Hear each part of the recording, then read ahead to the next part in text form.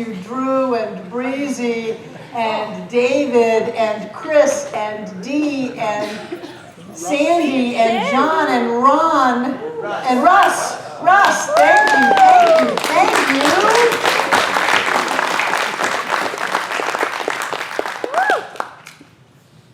That was wonderful. Yes. That was just wonderful. Fabulous. Oh. Best music department ever. Best music department ever. Yes.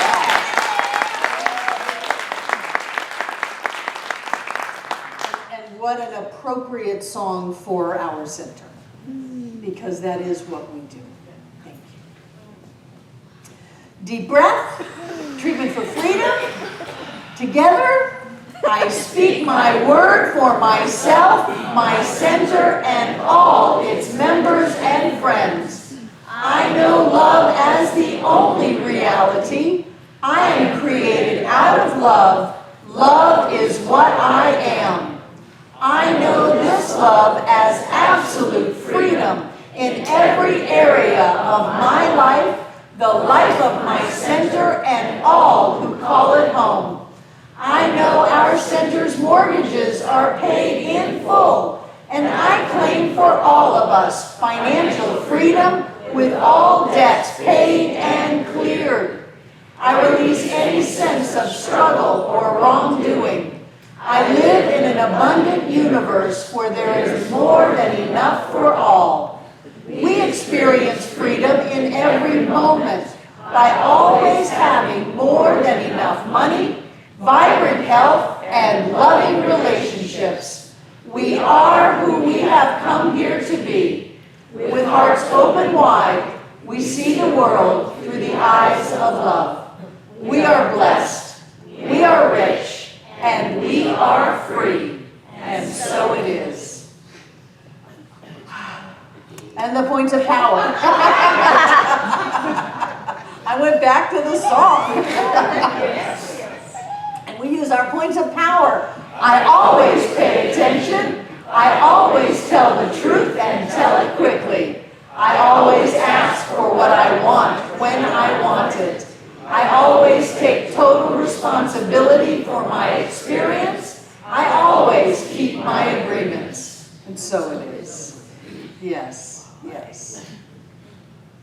Wow, what a great day. Best day ever. Best day ever. We are in the midst of high holy days, and the energy that goes with that is profound. Today is Christmas. Yesterday was the beginning of Hanukkah, and tomorrow starts Kwanzaa. Wednesday was the solstice. And it's a time when people all around the world are looking at themselves and finding that which is greater than they ever thought it was. When people are looking to the light and connecting with others. The solstice, just to do it. You know, Jesus wasn't born on December 25th. Yeah. That when the time came for the census to be made was the summer. So Jesus was actually born, they think, in August. But the solstice was at the end of December. And so this was the way to have the pagans who were dancing around the fire saying, yay, the nighttime is going to get shorter and the days longer, and we're returning to the sun, and look at the astrological signs. They said, no, you're not pagans, you're Christians, because this is the birth of Jesus. And they all said, great, whatever, you know. But it doesn't really matter when that happened and if it happened. Some people say that the story of Jesus is a compilation of 12 different saviors that are put together to make that story. But it doesn't matter what happened or when it happened or how it happened. What came from that is this sense that we are moving into a connectedness with spirit. there was great debate as to whether or not Jesus was born as, quote unquote, the Son of God, or whether or not it happened when John the Baptist baptized him and the heavens opened and the dove descended and the voice came out that said, "This is my child in whom this is my son in whom I am greatly pleased," or whatever it said.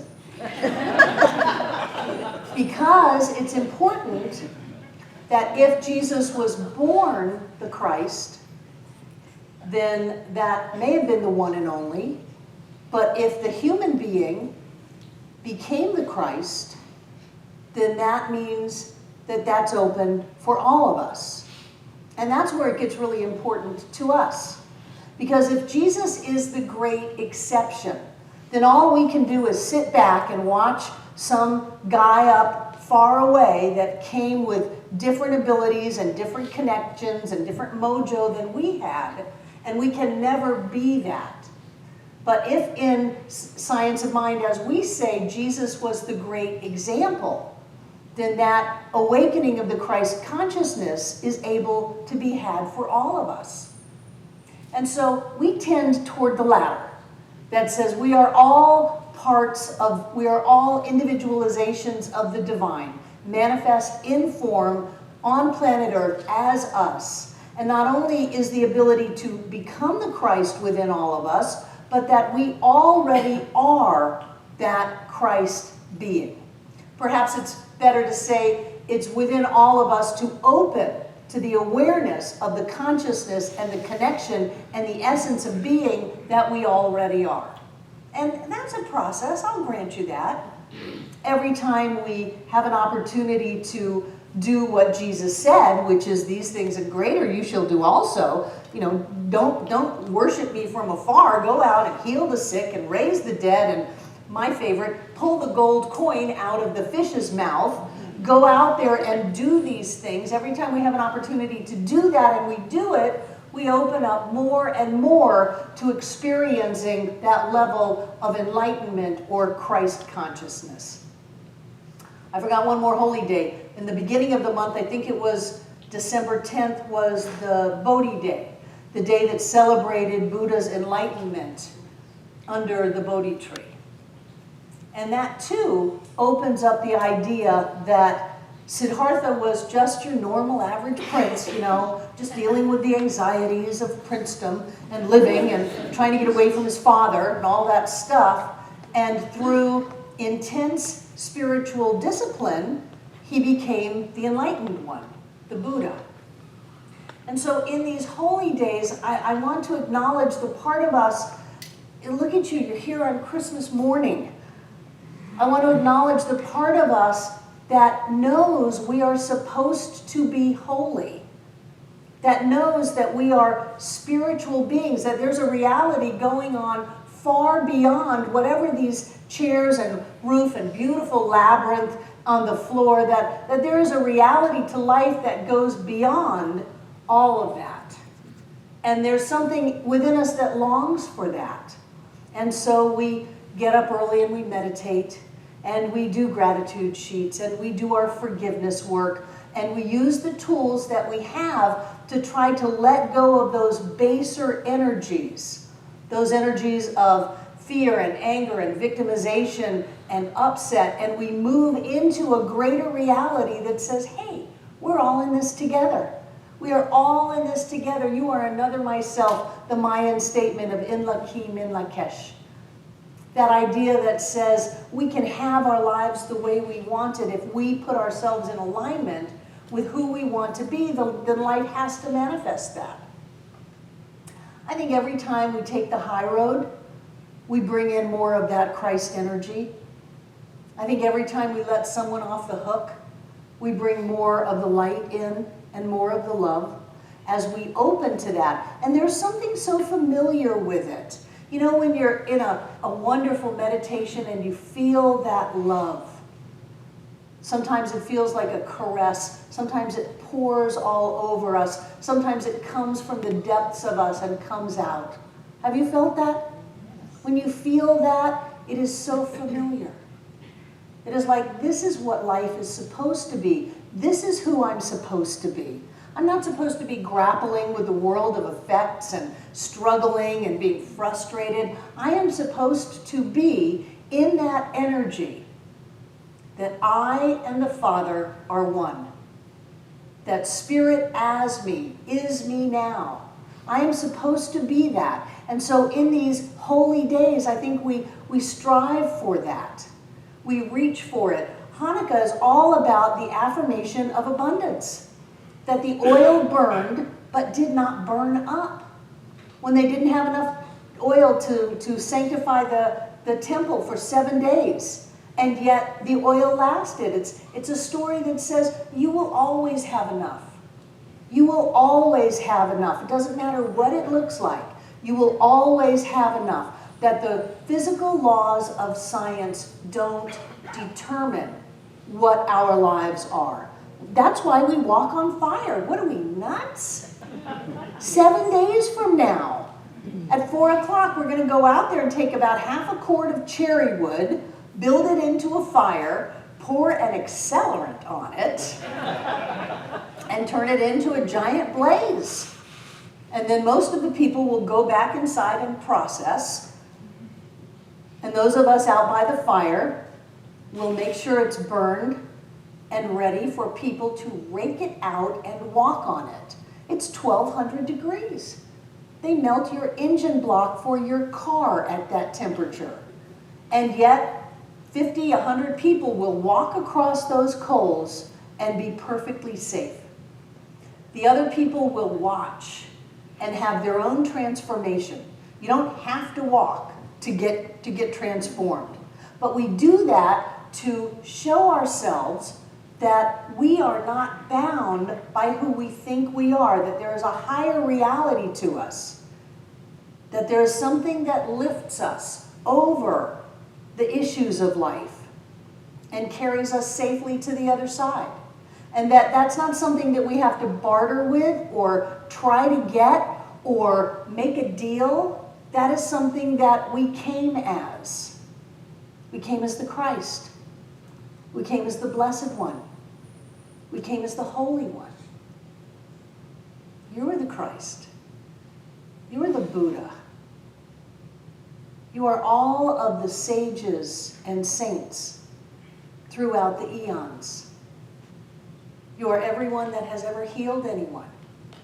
Everyone that has ever lifted anyone. Everyone that has ever reached out and awakened someone or quickened them to a greater reality than they had before. That's who we are. That's why we are here.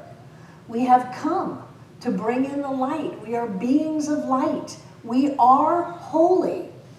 And in these holy days, I figure they're giving me my birthday. Happy birthday, Barbara. Merry Christmas. Happy Enlightenment Day, Barbara. Yay. Happy Kwanzaa, Barbara. I'm celebrating my heritage. Happy Hanukkah, where for 7 days we are reminded that we always have enough. This is what's going on.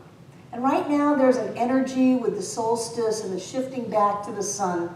There is that which compels us to let go of the idea of darkness and turn to the light within us. Right now there is that which carries us forth. And that is the only truth of us, and you know it. You know it. You've always known it. Anytime we had problems that seemed too big for us, there was always something that said, this isn't right.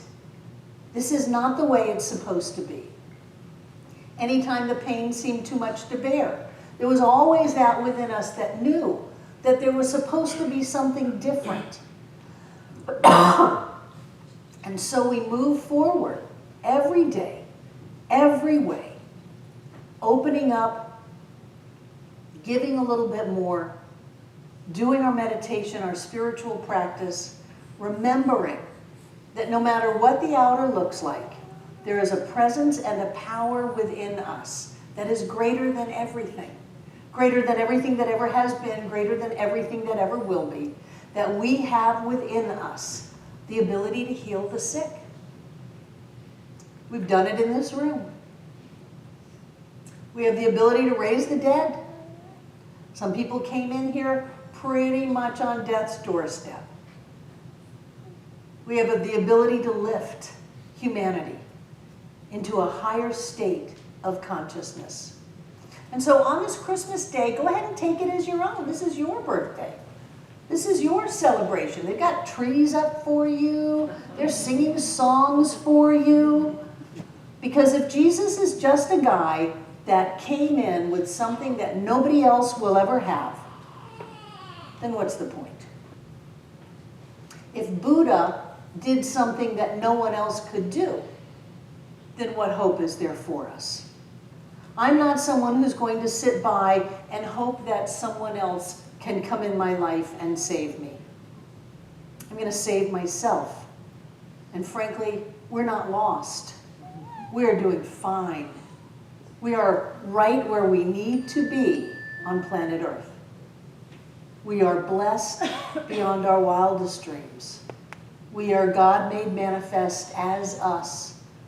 We are spirit let loose on planet Earth. We are beings of love.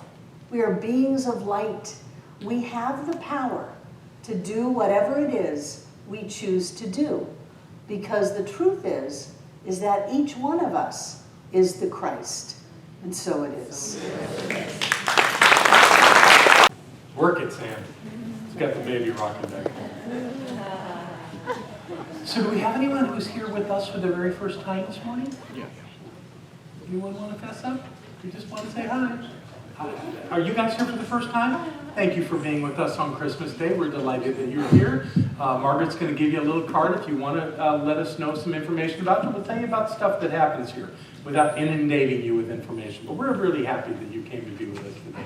And we also have a gift for you out at our Welcome Center. Margaret, or someone will certainly make sure that you get that. So thank you for being with us. Let's have our prosperity acceptors come forward. And this being the last opportunity to support the center in Mass, anybody's welcome to bring money by anytime they want. Or if you'd like to use our donation station that's right over in our other room, you're welcome to do that at any moment. But I have these gifts, and if you have a gift today, hold it in your hands if you would. I'm going to hold these close to my heart. And know with me that in this moment and in this place, God shows up as us. With all of our gifts, all of our abilities, all of our talents, and with the money that we choose to share. Knowing that all of these things are the presence of the divine, we simply let that divine presence show up in its perfect way. Being in the flow of spirit, loving life, and doing our part to create heaven on earth. We know that these things are so. And together we repeat our relatively new investment affirmation. I freely and joyously give from the abundance and fullness of my overflowing wealth, knowing my gift goes with love as it touches and blesses the world. And so it is.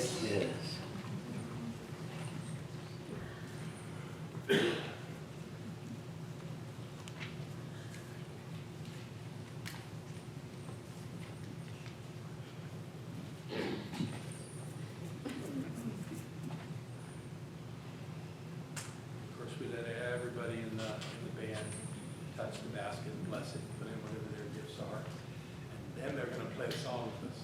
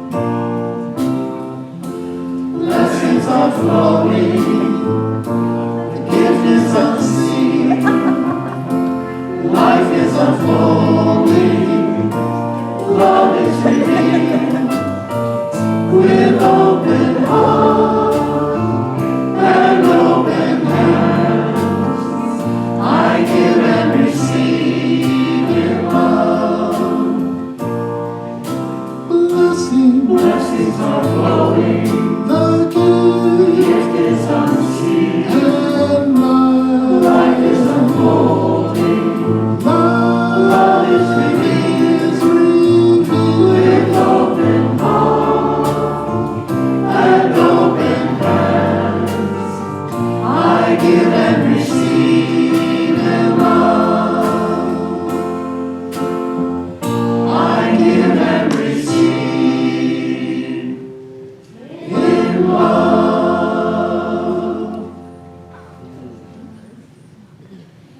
And I hold these gifts, these wonderful gifts. They're so much more than money. The money's important, and the money helps pay the bills, takes care of our keeping our obligations and responsibilities, but there's something much greater here. There's a sense of connection, a sense of commitment, a sense of support, a sense of oneness, that we all do this good thing of supporting our spiritual community and sharing it with the world. And that's exactly what we do. So thank you for the way you have, in 2016, supported this community so elegantly and beautifully and generously. And the way we'll keep doing it in the new year. It's a good thing. Thank you, God. Thank you, life. And so it is. I hear